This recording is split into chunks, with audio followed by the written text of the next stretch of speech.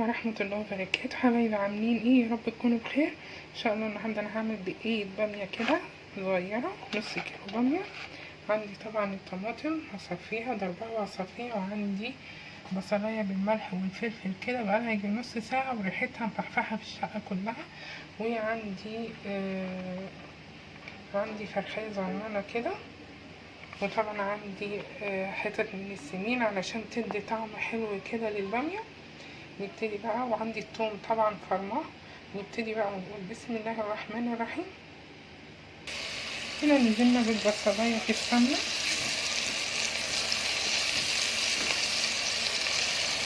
طبعا ريحتها ما شاء الله دي علشان انا ركناها حوالي نص ساعة او ساعة الا ربع كده، خدت ريحة بقى، بتدي ريحة وطعم جميل جدا في الاكل.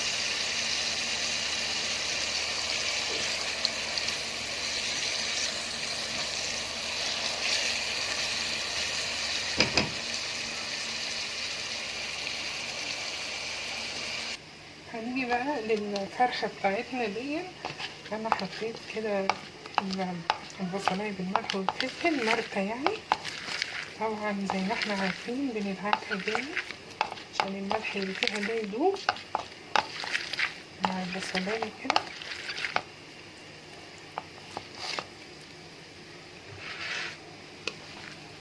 وهحشي الفرخة بسم الله،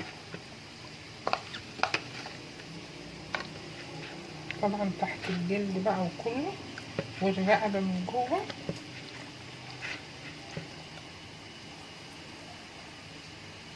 هننزل بمعلقة الثوم،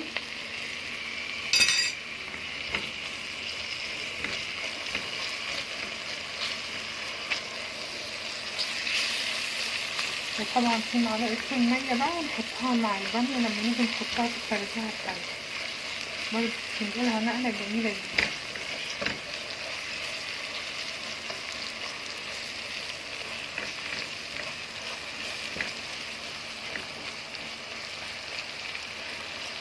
مش هننسى طبعا السمين بتاعنا،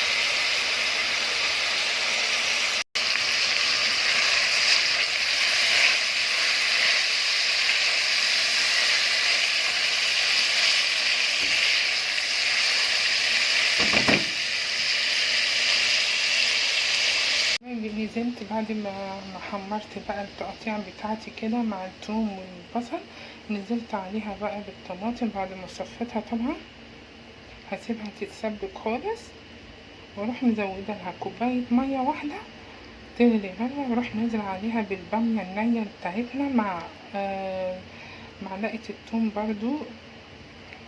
تمام،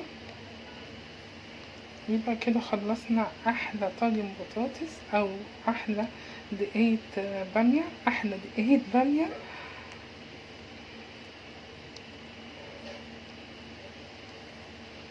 عايزين ناكل بطاطس والله، بقالنا فترة ما عملناش بطاطس، فجه في دماغ الواحد بقى طاجن البطاطس ده. ان شاء الله يومين كده نبقى نعمل طاجن بطاطس بأمر الله. اسيبها بقى ووطي عليها النار واسيبها تتسبك خالص وارجع لكم تاني.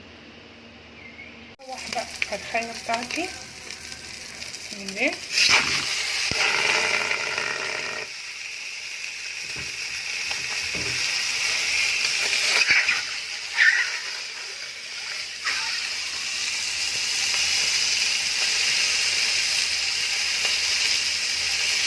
طبعا حط لها ورق لوري حبهان،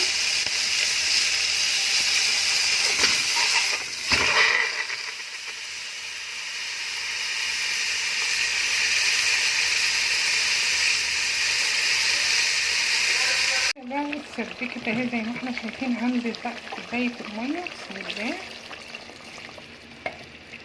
طبعا هخليها بقى تغلي غلوة كده، واروح نازلة بالبامية. البامية ما بتاخدش كتير على النار، هي كام قلبة كده وتستوي على طول.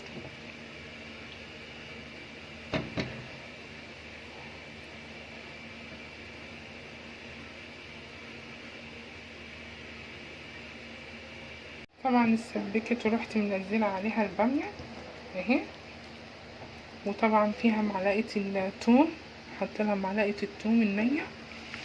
تمام، هسيبها بقى اوطي عليها النار واسيبها تستوي بقى براحتها خالص. يبقى كده خلصنا عندنا دقية البامية.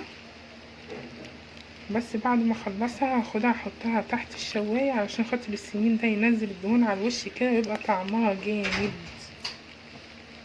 الرز فعندي السمنة، وهنزل عقد المية بسم الله.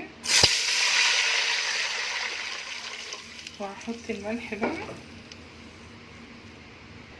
غسلت الرز عندي اهو، هنزل بقى بسم الله.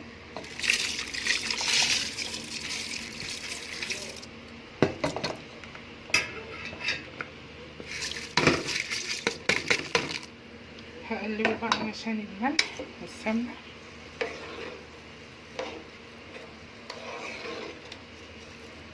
وطبعا هيغلي، وقبل ما يتشرب خالص هحطه على الصاجة واوطي عليه يستوي بقى براحته. بس الرز وصل كده بقى، متخلوش يتشرب كله، حلو كده لغاية كده تمام. هشيل بقى احطه على الصاجة واوطي عليه النار ويبتدي بقى يستوي براحته، يطلع ما شاء الله الله اكبر احلى رز. بقى دلوقتي عندي معلقة توم على كزبرة نية كده.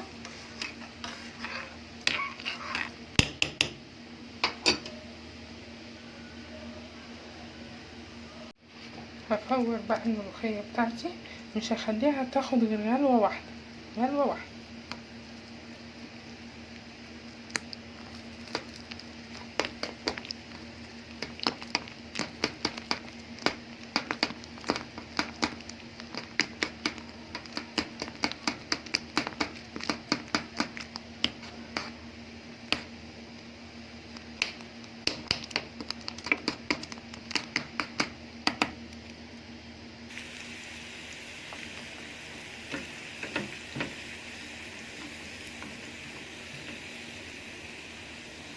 المهم بقى في الطشة دي ما تخليش التومة تتحمر قوي منك عشان ما تمررش. تمام، ما تحمرهاش قوي يعني.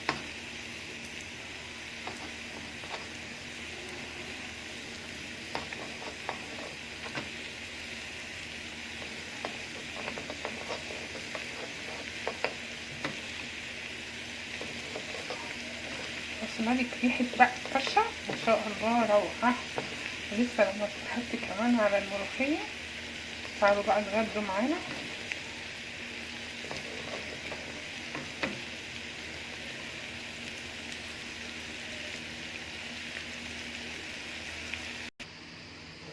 بسم الله.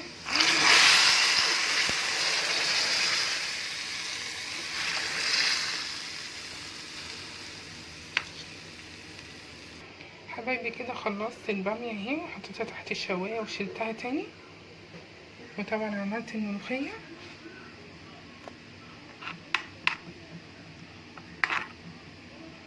وحمرت الفرخية معايا، وعملت بتنجانتين كده وقرنين فلفل، وطبعا الرز.